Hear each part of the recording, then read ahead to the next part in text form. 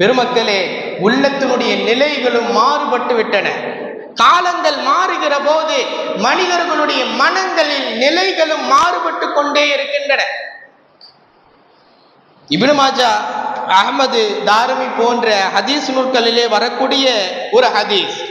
அனஸ் இப்னு மாலிக் ரலியல்லாஹு அவர்கள் சொல்கிறார்கள், லம்மா கானல் யௌமுல்லதி தகல ஃபீஹி ரசூலுல்லாஹி ஸல்லல்லாஹு அலைஹி வஸல்லம் அல் மதீனத அதாக மின்ஹா குல்ல ஷை. எப்போது பெருமானார் மதீனாவிற்கு அடியெடுத்து வைத்து வந்தார்களோ, அதாக மின்ஹு குல்ல ஷை, அதாக மின்ஹா குல்ல ஷை, மதீனா முழுக்க பேரொளியால் ஜொலித்தது. பெருமானார் எப்போது மதீனாவுக்கு கால் எடுத்து வைத்து வந்தார்களோ, மதீனா நகரம் முழுவதும் பேரொளியால் ஜொலித்ததே.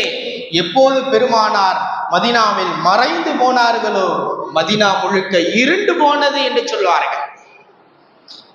அடுத்து உபை இப்னு கஅப் ரலியல்லாஹு அவர்கள் சொல்வார்கள், அதே இப்னு மாஜா என்ற ஹதீஸ் கிரந்தத்திலே வருகிறது, குன்னா மஅ ரசூலில்லாஹி ஸல்லல்லாஹு அலைஹி வஸல்லம் வ இன்னமா வஜ்ஹுனா வாஹிதுன் ஃபலம்மா குபில நதர்னா ஹாகதா வ ஹாகதா.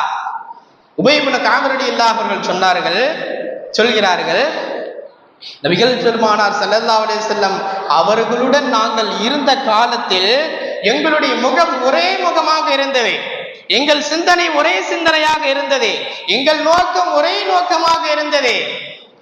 எப்போது பெருமானார் எங்களை விட்டு உயிர் கைப்பற்றப்பட்டார்களோ, எங்கள் முகங்கள் மாறுபட்டன, எங்கள் சிந்தனைகள் மாறுபட்டன, எங்கள் எண்ணங்கள் மாறுபட்டன.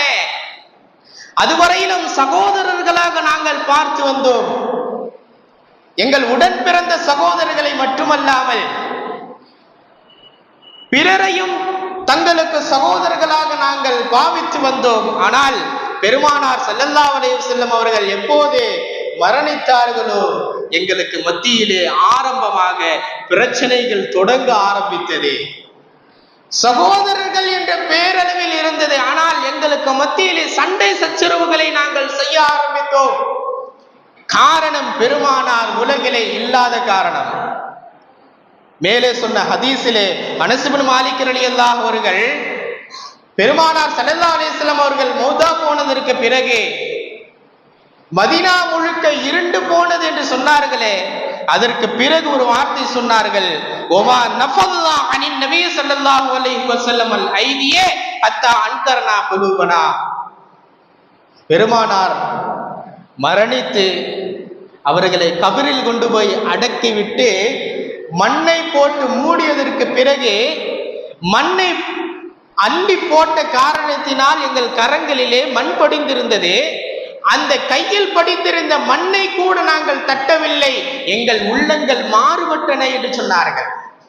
அப்படியானால் ஒரு மாமனிதருக்கு பின்னால் வரக்கூடிய ஒரு மாமனிதரின் தலைமையின் கீழ் வாழக்கூடிய சமூகத்தினர், அந்த மாமனிதர் வாழக்கூடிய காலம் வரை அந்த சமூகத்தினருக்கு எந்த தொந்தரவோ எந்த இழப்புகளோ எந்த விதமான ஆபத்துகளோ கிடையாது.